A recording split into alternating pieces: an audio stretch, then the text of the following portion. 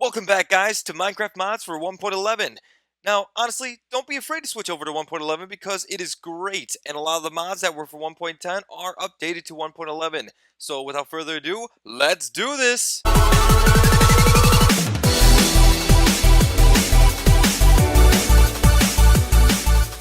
Alright, so the first mod I got for you guys is called Touchin. I believe that's how that's pronounced, by Senpai Subaraki. This mod allows you to put down furnaces and also frying pans, smelters, cooking pots in a different way than just cooking your stuff in a regular furnace. For example, guys, if you wanted to go ahead and use this frying pan, all you have to do is go to a regular furnace, shift right click, and there you go. Bam! We got a frying pan! Now, what do we do with it? Well, it acts as another furnace right on top of this furnace. It's a lot better than stacking two furnaces on top of each other. That just looks ugly. So this is the great alternative to that. Only thing is, frying pans can only cook food. So what you can do in this is go ahead and get into your furnace, put some coal in there. Let's go ahead and grab some iron, start burning that, and it starts heating up the frying pan. Now, what you can do is just right click into the frying pan. It gives you this little GUI going on. Throw some raw pork chops, and it starts cooking them for you. So you're probably like, cool, I got a frying pan, but you know what? I don't really like it because I can only cook food in it. Well, let me go ahead and give you a couple of reasons why you will like it. It cooks twice as fast than a regular furnace. The frying pan doesn't use coal. And lastly, you earn more experience by using the frying pan. I did mention in this mod that you get a couple more things. One of those things being the smelter. In this, you can shift right click just like you did the frying pan. Go ahead, click on it, and in here you can smelt your ores. The cool thing about this is you get a bonus slot. Technically, your ore is being melted down a little more. What do you call that? A little refiner? A little finer? Something like that. So you get a bonus every now and then. It works the same way as a frying pan. You would go ahead and put your coal in here. Let's say you're going to put some pork chops, and in there, it's starting to burn the iron ore. Another thing you're going to get with this mod is the cooking pot. You go ahead and place down your furnace just like you did the other two. Shift, right click, and there it is.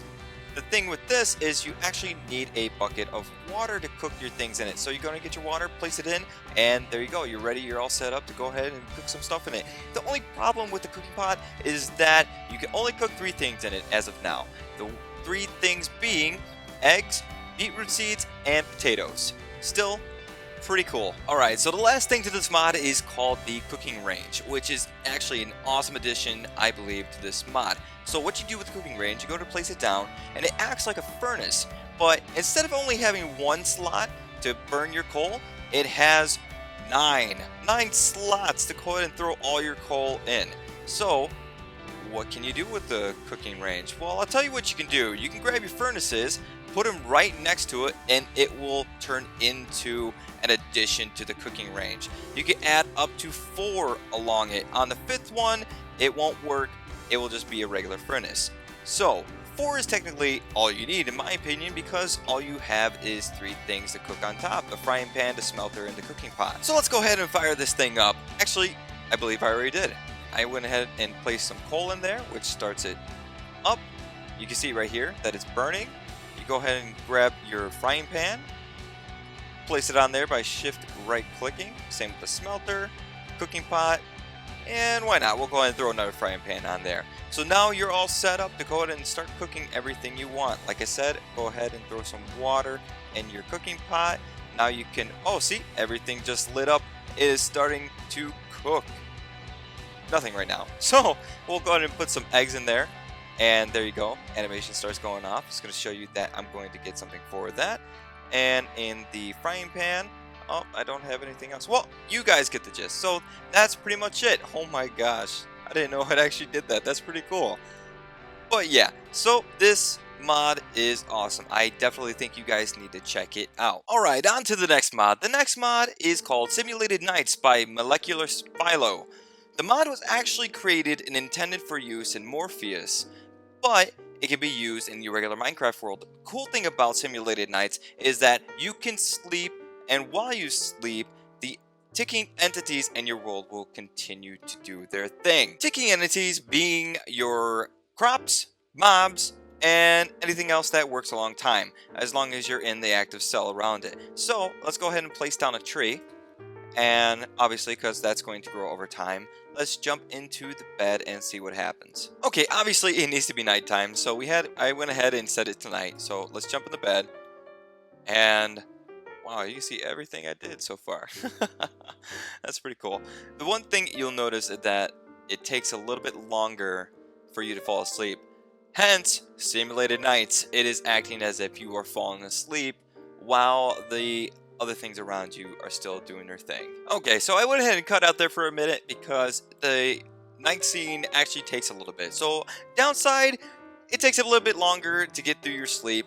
Upside, stuff grows while you're sleeping. It doesn't just skip right away to the next day. Oh my god, what is that?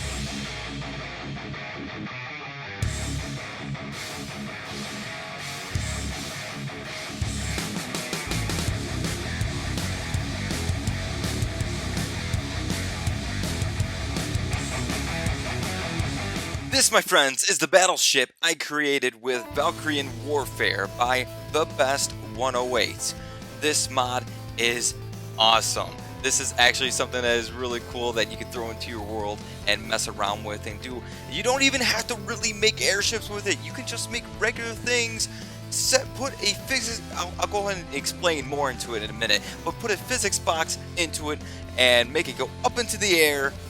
Turn it off, and it will be up in the air. You go and just make a ladder going all the way down to get up to your island or whatever you're building. So let's go ahead and break down into this mod and see what it's all about. So one of the first things you're going to need in this mod is this box here, which is called the basic hovercraft controller. This is what is going to make your spaceship, island, whatever you want, go up into the air by going ahead and clicking on it, and in here you'll set the height.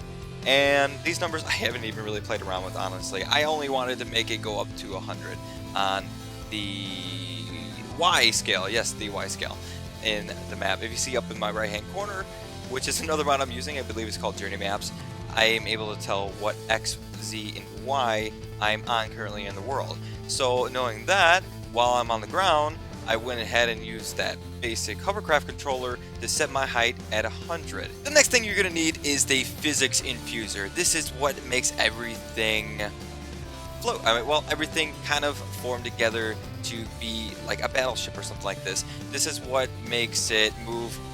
I guess it has physics. That's what I'm trying to say. It just gives it physics in the Minecraft world. But I do have to warn you not to set it on things that you don't want to have physics, such as this tree, for example. Let's set one down, turn it on, and it falls to the ground. It's actually, it is actually pretty cool, but it's probably not something you're going to want to use. And don't ever put one of these on the ground. On the flat world. Trust me, you will regret it. It will probably crash everything because it's going to try to turn your entire world into a floating airship.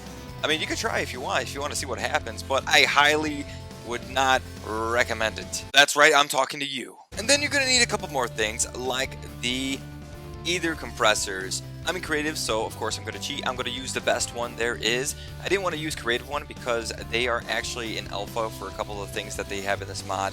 So I didn't want anything to crash. So I went ahead and used the ultimate ether compressor. With these on your airship or whatever you're building, you're going to want to be very meticulous about where you place them, because where you place them is how it's going to balance itself. If you put just a bunch back there and maybe two on the sides, then when you go ahead and hit that physics infuser, or is that what it's called again? Yes, physics infuser, then it's going to lift up on the back end, maybe a little bit on the sides, and it is going to dip down in the nose. And it's going to be really bad. Or it could go all out of whack and start rapidly twisting itself all over the place in the sky. And yeah, no one wants that. To link up those ether compressors, all you have to do is make one of these system linkers. Go up to your basic hovercraft controller. Yes, I'm going over these so I can remember the names. Go up to your make a system linker. Go up to this hovercraft thing, go ahead and click on it, and then click on your either compressors. And once you do that, it is going to set them all up. All right here.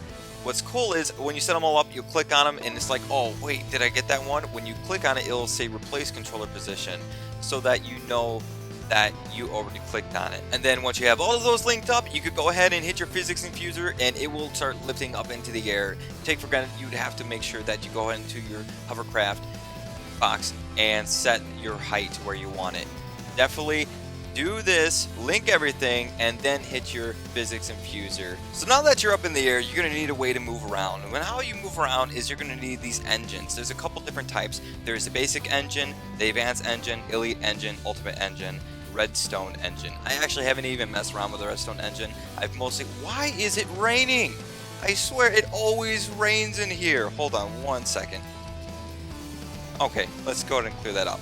Anyways, back to it. So you got all these different types of engines that you can use to go ahead and manipulate where you want your ship to go. Cool thing is they work with redstone. So you can go ahead and set up a redstone line with a lever or a button. I'd recommend a lever, not a button, in order to get your ship to move. So what I went ahead and did, and I put a couple engines in the back to go ahead and control the movement of going forward. I linked them up with some redstone, put it all the way up here with a lever, and now when I hit the lever, it will start moving my ship forward, which is pretty awesome. The thing is, you have to look out for the physics of your ship now, because as physics, when you move it forward, it's going to take a little bit to slow down. To kind of counteract that, you could go ahead and put some engines in front, link them up, so you could have a lever for going backward, a lever for going forward, and then you're also going to need some levers and engines to move left to right, so you can get around obstacles. So I'm pretty sure you wouldn't want to crash your brand new ship into a mountain. That would be kind of disastrous. But if you want to have a little fun with this, the mod also comes with turrets, which also need turret projectiles and powder patch. And for some reason, I think my cannons or my turrets are not in place on this side. So if I went ahead and jumped into one of these guys by right clicking, and then I go ahead and right click again, it will fire one of the projectiles. There we go. And create some havoc around you. By the way, guys, this was totally my first creation. Completely, yeah, no, I can't lie. This was not my first. This was my first creation. This little ship kind of thing going on with torches up top, and the little pilot. Oh yeah, that's what I forgot to mention, is that you can put a pilot chair on your ship. So you go and click. Now you can look out. And I went ahead and put the lever right here so I can move forward. If it'll start moving forward. Alright, I think I broke it. Anyways, this mod is actually in development as we speak. They are actually working out a lot of things. So last but not least, we have another mod called More Anvils by The Fireplace. In this mod, you're able to create a couple more anvils. Right now, I can only create the diamond anvil and the gold anvil that are created just like the regular anvil, except with blocks and ingots of diamond or blocks and ingots of gold. Yes, they work like just regular anvils, but of course, being gold or diamond, they are a lot tougher than the regular anvils and thus will take a lot longer to break down, which is always really nice when you are trying to repair your items. So this mod also works with industrial craft, railcraft, base metals, modern metals to give you more anvils.